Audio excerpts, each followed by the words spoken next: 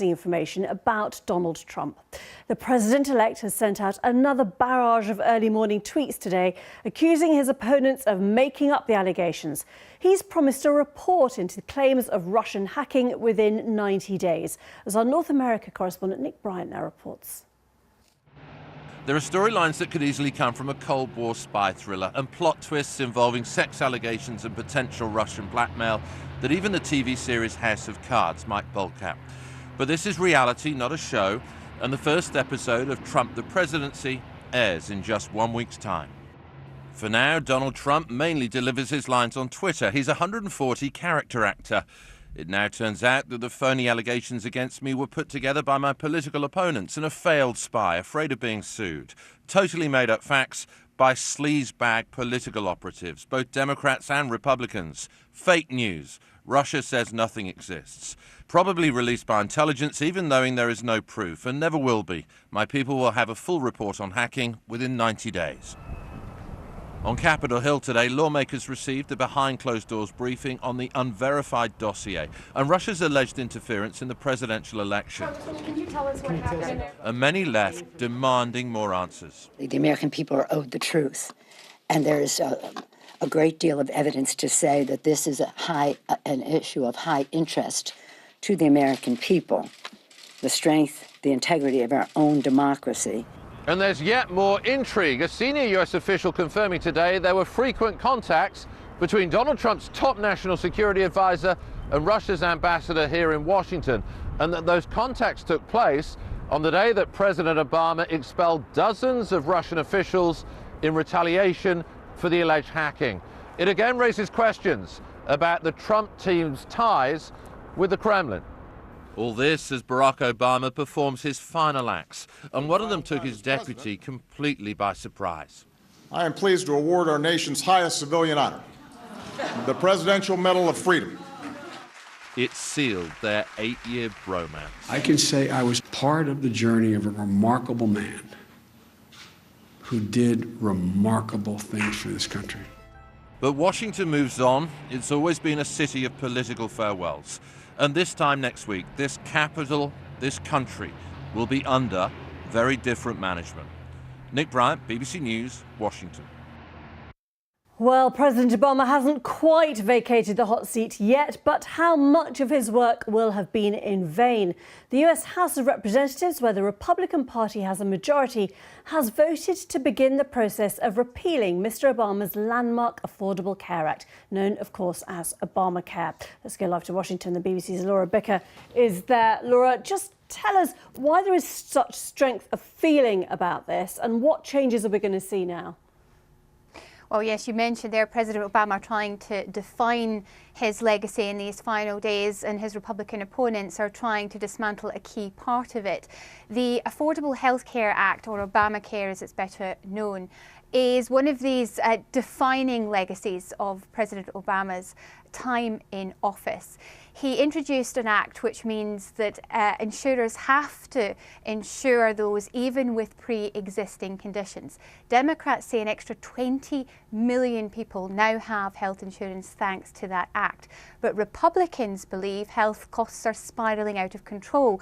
They say people have lack of choice now, and they believe it's government overreach. They campaigned, and Donald Trump made it a key campaign pledge, to replace it and repeal it. Now, the repealing it might be the easy part. That is underway now.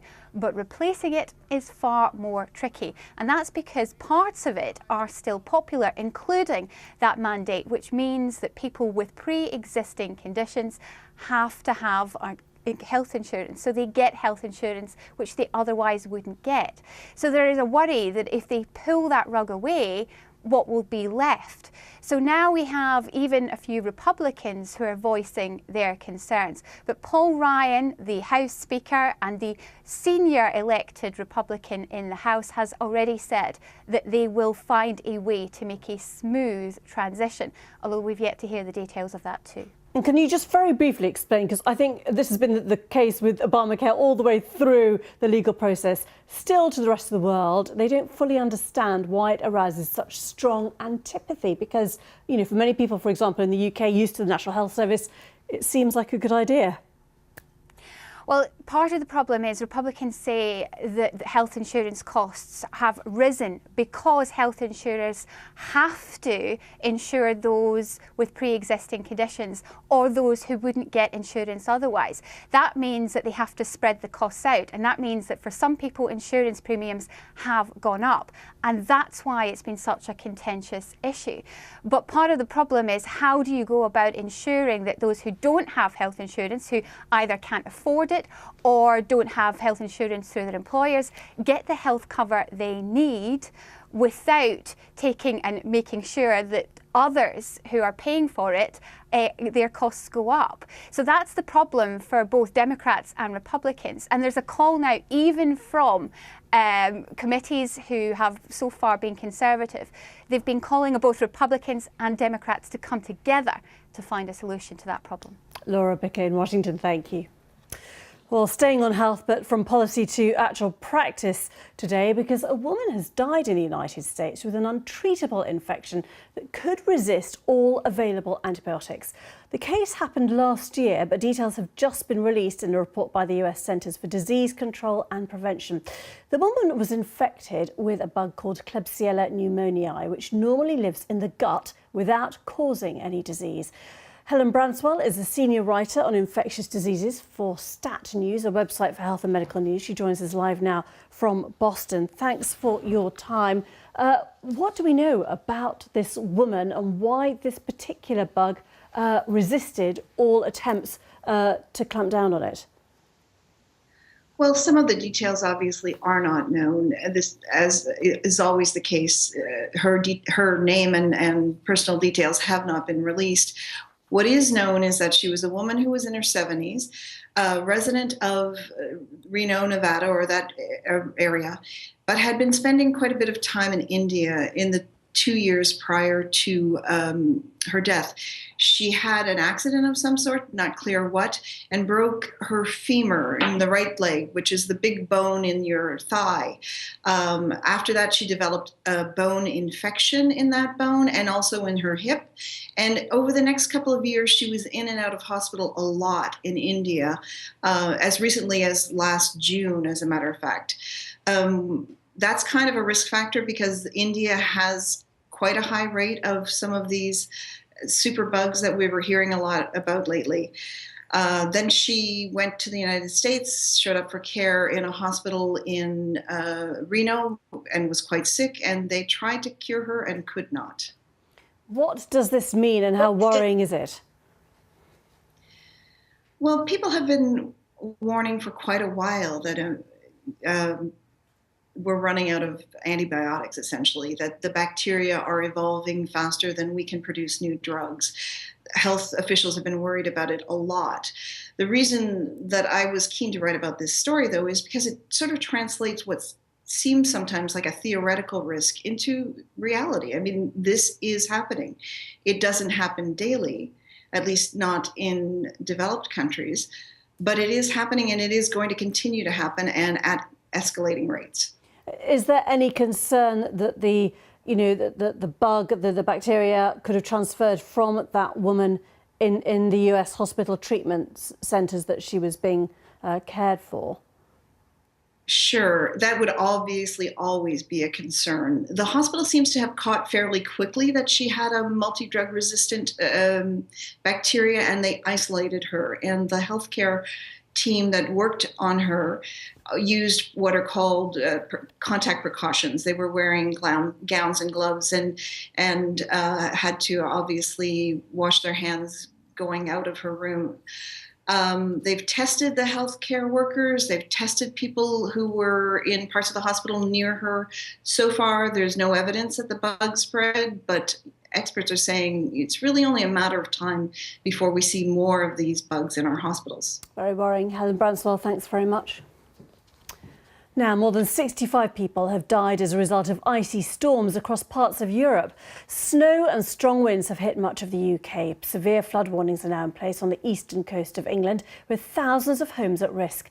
In Scotland, heavy snowfall has caused 19 schools and 10 nurseries to shut. In France, power cuts have affected more than 237,000 homes as a storm swept across Normandy and regions north of Paris. And in Germany, wind and snow forced the airline Lufthansa to cancel 125 flights at Frankfurt Airport.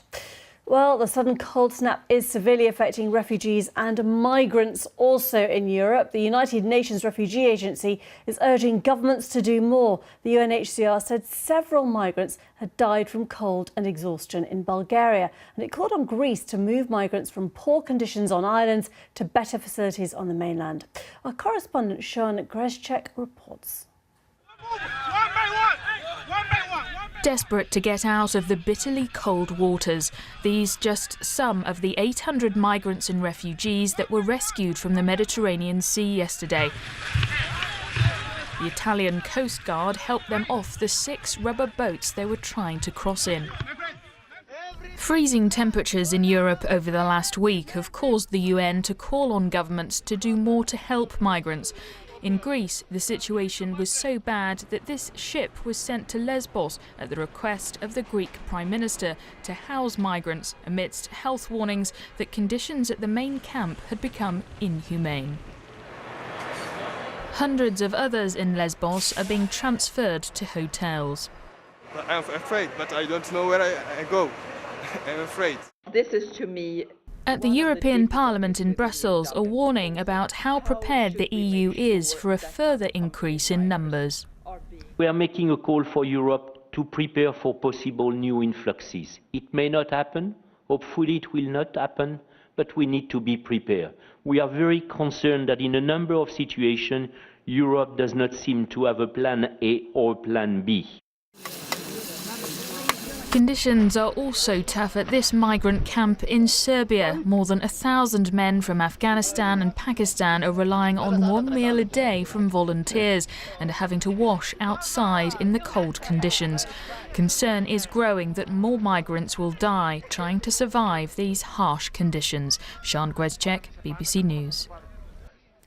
Well, in Serbia, temperatures have dropped to a low as -15 Celsius in the past few weeks. It's also where thousands of migrants, mostly men from Afghanistan and Pakistan, are staying in abandoned warehouses. The migrants are mainly in the capital, Belgrade, hoping to get into the EU via Croatia or Hungary. Many have tried to cross but have been sent back. Well, we can speak now to Reuters journalist Alexander Vasovic, who is in Belgrade at the moment. Thanks very much. What have you seen? Can you just talk us through what the situation is there? Today's situation is slightly improved, I would say. It's a bit warmer. The problem is now the wind started to blow, so there's a sort of a storm outside.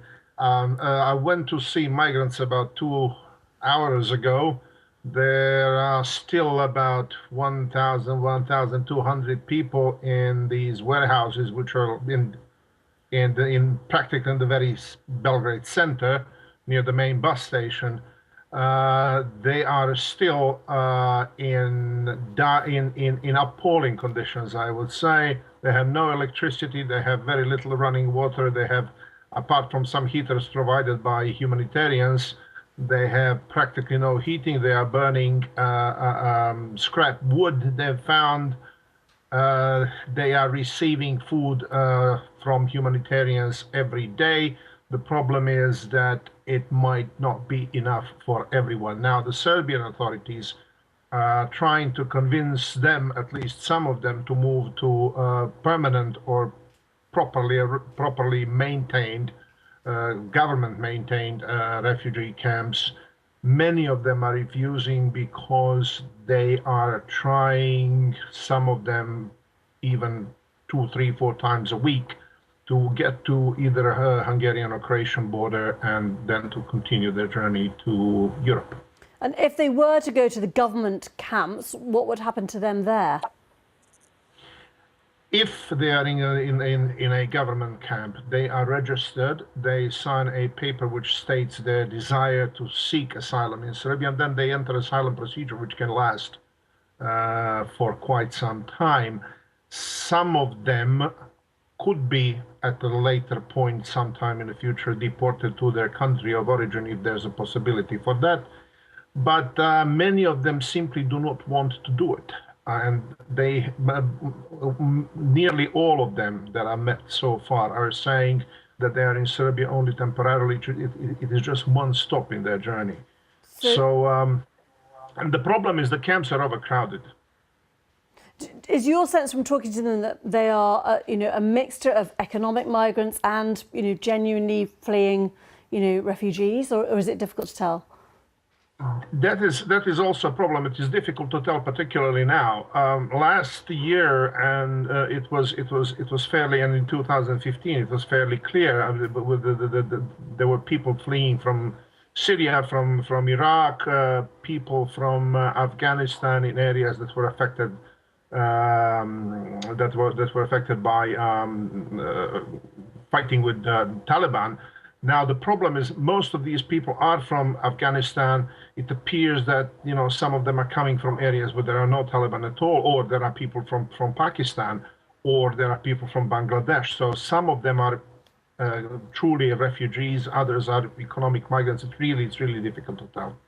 Okay, in Belgrade, Alexander Vasovic, thank you very much. Very interesting. Thanks. Iraqi forces have come up against heavy resistance after launching an attack to recapture Mosul University from so-called Islamic State. Elite troops entered the compound on Friday, trying to secure the area in the last major IS stronghold in Iraq. There are also reports that Iraqi forces have reached a second bridge in the city. Katrina Renton reports. In the streets around Mosul University, Iraqi forces gather. This, their latest target, in the push to take back the city. So-called Islamic State or Daesh fighters had used its campus as a base, and it's claimed they tried to produce chemical weapons in its science laboratories. After heavy fighting, Iraqi troops say they have taken control of several of the university's buildings. The area we entered was a technical college and some dorms. We were able to overcome the obstacles prepared by the terrorists, and we controlled the college and the dorm areas. We also brought down the large Daesh flag in the university. This flag was known to be their highest one erected on the eastern side. Government forces have been trying to capture Mosul, the last major IS stronghold in Iraq, since October. Initially, progress was slow in the face of tough defence. But since the campaign was relaunched 2 weeks ago, they've made swift progress on the eastern side of the city, where the university is based. Special forces are also claiming another tactical victory, having reached Al-Hurriya, or Freedom Bridge. They have now taken the east side of 2 of the 5 main bridges that cross the Tigris River that runs through the city, dividing Mosul from north to south. They aim to take full control of its eastern bank before they can launch attacks on the west, which Islamic State still fully controls, as the battle for Mosul continues. Katrina Renton, BBC News.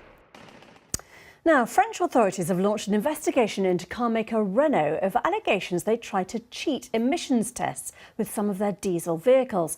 The company's share price dipped 4% in morning trading as a result. It's the latest trouble involving a major car manufacturer and diesel vehicles in the last week. On Wednesday, German car maker Volkswagen agreed to pay $4.3 billion in fines after admitting it installed emissions cheating software in 11 million diesel vehicles. On Thursday this week, the US Environmental Protection Agency accused Fiat Chrysler of violating pollution restrictions in some of its diesel vehicles. Well, with me now is Tanya Beckett, the BBC business presenter. Tanya, is this just affecting all brands of car, this problem? Well, I think when it became obvious that VW had installed this software in order to cheat during testing, such that the car recognised when it was being tested and can control emissions, it did slightly raise the question, who knew about this at Volkswagen? It's become clear that a lot of people knew about it. And also, if Volkswagen is struggling with matching performance as the customer expects it with emissions, as in this particular case the US Environmental Protection Agency expects it, then is it not possible that other car makers are struggling with the same thing? So in a way it's no surprise. But of course, as you've highlighted, 2 slightly different issues here. What does this mean? I mean, how difficult is it to clamp down on the car industry? And for those of us, all driving cars, 1 minute you're told to buy diesel, 1 minute you're told to buy petrol. If, all of us can't keep changing our cars the whole time, what do we do? What are we supposed to do as the customer? Well, I think that the first answer is just to highlight what VW, in the end, what they're saying is that it is not possible to keep to deliver what the customer wants in terms of performance and deliver emissions. So customers have been cheated here, really, because they were told a story that wasn't true. And in the case of Fiat, what they're saying alleging is that when the car was driving, the condensation caused by keeping the emissions low was causing damage to the engine, so they allowed the emissions to go up. So we have to, as customers, probably understand that technically, realistically, this is very, very difficult to do. So we've got to make a choice here between the performance we expect out of a car, realistically, and what it's doing to the environment. And more, I think customers are very conscious of the environment because, of course, these gases, these nitrous oxide gases, are part of the climate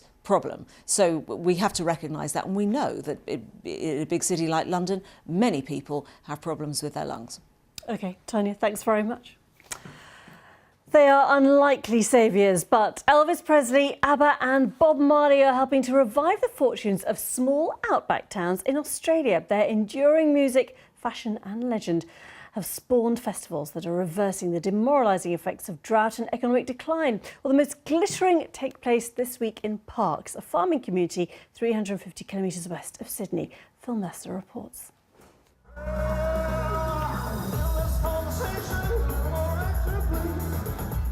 Elvis never travelled to Australia, but 40 years after his death, his appeal here remains as magnetic as ever.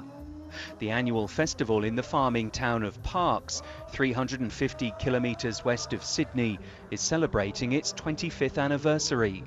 Record crowds are expected. More than 20,000 Elvis fans, many in jumpsuits, a galaxy of sequins and jet black wigs are pouring in. A lucky few arrived on the Elvis Express from Sydney, surely Australia's most boisterous and colourful rail journey. The 5-day party generates about $10 million for Parkes and the surrounding area. The local economy just, goes through the roof this time of year. People come from far and wide and across the world to come to this, this prestigious Elvis, celebration, I suppose. The festival was born out of economic necessity. Back in the early 1990s, midsummer trade in Parkes was sluggish, but founders Bob and Ann Steele had a plan to host an event at their Gracelands restaurant to celebrate Elvis Presley's birthday in early January, although some locals did take a bit of persuading. They said, we're a country place and we run agricultural shows and we have flower shows and all this sort of stuff, And that's all very good, but that doesn't draw the people. There's also a legion of buskers that brings Parkes to life. Yeah, buddy. Elvis the king, man. Here we go. Thank you, man. For a few short days, performers and fans get to turn back the clock and remember the king of rock and roll in the heat of the Australian outback. Phil Mercer, BBC News, Sydney. Now, a secondary school in the United States has apologised after it used the topic of child sexual assault in a maths assignment. Penridge High School in Pennsylvania around the life of American poet Maya Angelou, asking students to work out who abused her when she was 8 years old. Parents complained the subject matter was not appropriate for young teenagers. Let's go into space now, from where 2 astronauts from the International Space Station have been on a spacewalk. Commander Shane Kimbrough and Thomas Pesquet from the European Space Agency have been upgrading the space station's power system with new batteries. It took several hours, and during that time there was no food and no loo break, and their spacesuits became increasingly stiff in the vacuum of space, which is apparently tough on the body, but I think they managed to complete it. Let me remind you of our main news today. And intelligence agencies are briefing the United States House of Representatives about their investigation into Russia's alleged campaign to influence the US presidential election. And in the last few minutes, it's been announced that President Obama will hold his final press conference on Wednesday next week. That is, of course, just 2 days before President-elect Trump takes office. Full coverage, of course, here on the BBC. I'll be back then. I'll be back soon. See you. Bye-bye.